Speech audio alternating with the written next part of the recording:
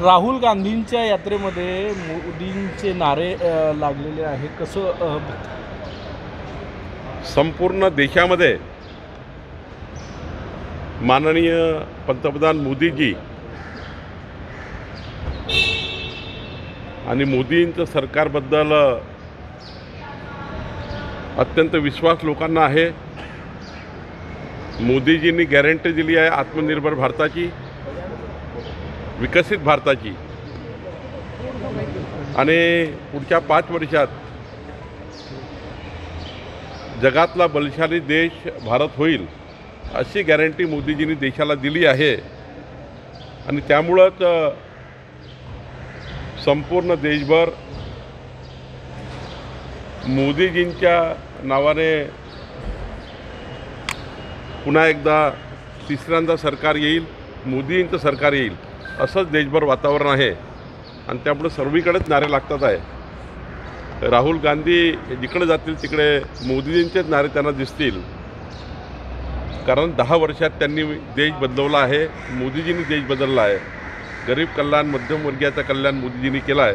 त्यामुळे मला वाटतं की संपूर्ण देशामध्ये जनता मोदींच्या पाठीशी आहे। भाजप पुन्हा एकदा राष्ट्रवादी पवार गटाला धक्का देण्याच्या तयारीत आहे। पश्चिम महाराष्ट्रातला पवारांच्या जवळचा बडा नेता भाजपमध्ये प्रवेश करणार असल्याची चर्चा आहे।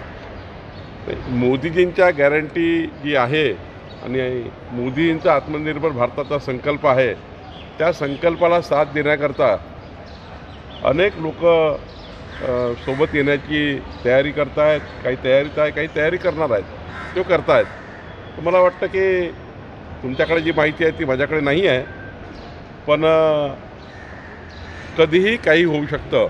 मोदीजींना साथ देण्याकरता कोणी येऊ शकतं। जयंत पाटलांकडे इशारा आहे। हा जो प्रश्न होता तो जयंत पाटलांसाठी होता, तुमच्याशी काही संपर्क झाला का? ते आले तर तुम्ही पक्षात घ्यायला तयार आहे का? जयंत पाटीलजी यांच्यासोबत माझा कुठलाही चर्चा नाही। त्यांनी कुठेही पक्षाच्या येण्याकरता ना कोणाशी संपर्क केला आहे, ना माझ्याशी बोललं आहे। मला वाटतं काही कपोलकल्पित बातम्या असतील असं मला वाटतं, पण तरी मोदीजींना साथ देण्याकरता मोदीजींनी जो गॅरंटी दिली आहे देशाला, मोदीजींच्या संकल्पाला साथ देण्याकरता कोणी भाजपमध्ये येत असेल तर आमचा दुपट्टा तयार आहे। आम्ही कुणालाही भाजपमध्ये घ्यायला तयार आहे। आमच्याकडे स्पेस आहे, आम्ही कुणालाही नाही म्हणणार नाही।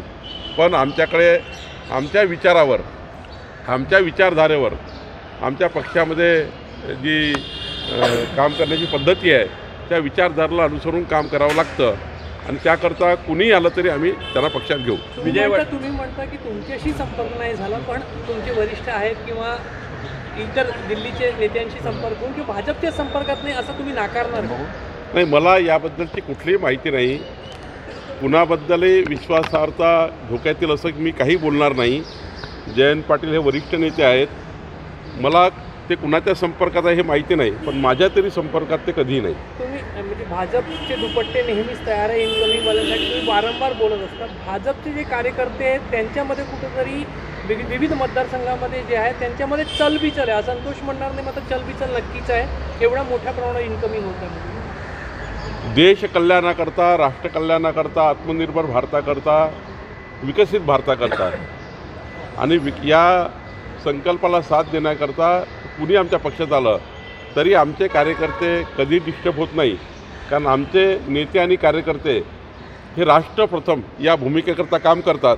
आणि त्यामुळं एखादा कार्यकर्त्याला त्या ठिकाणी थोडी इन्सिक्युरिटी झाली तरी तो कार्यकर्ता समजून घेतो आणि पुन्हा कामाला लागतो। त्यामुळं फार काही आमच्याकडे असंतोष होत नाही।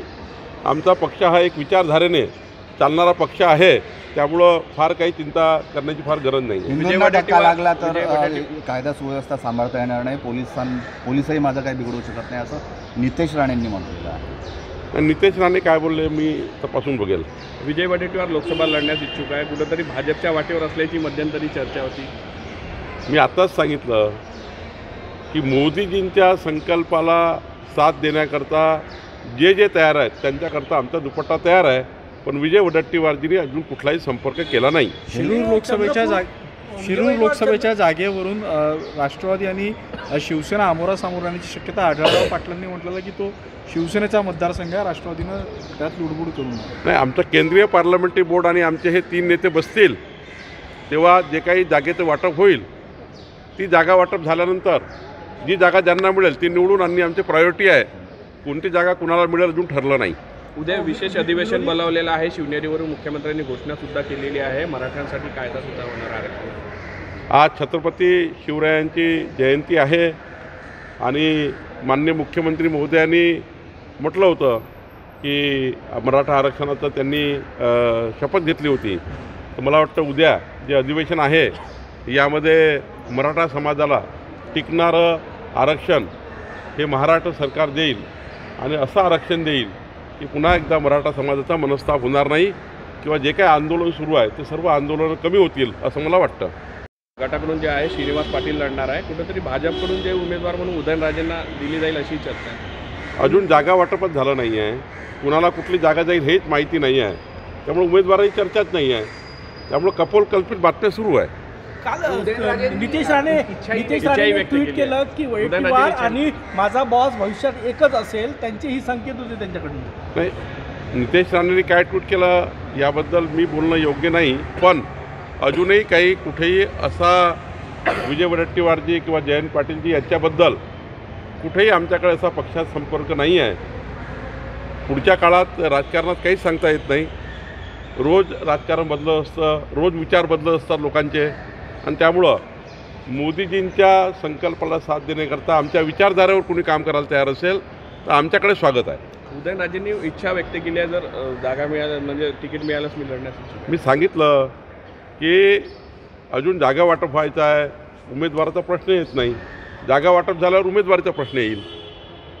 शेतकऱ्यांनी हेलिकॉप्टरमधून का फिरू नये, घरात बसून फेसबुकवर राहण्यापेक्षा हेलिकॉप्टरने शेतकऱ्यांनी फिरावं असं मुख्यमंत्र्यांनी अप्रत्यक्ष टीका उद्धव ठाकरेंवर केली आहे. एकनाथ शिंदे काय बोलले आणि उद्धव ठाकरे काय बोलले यात मी काही पडणं योग्य नाही.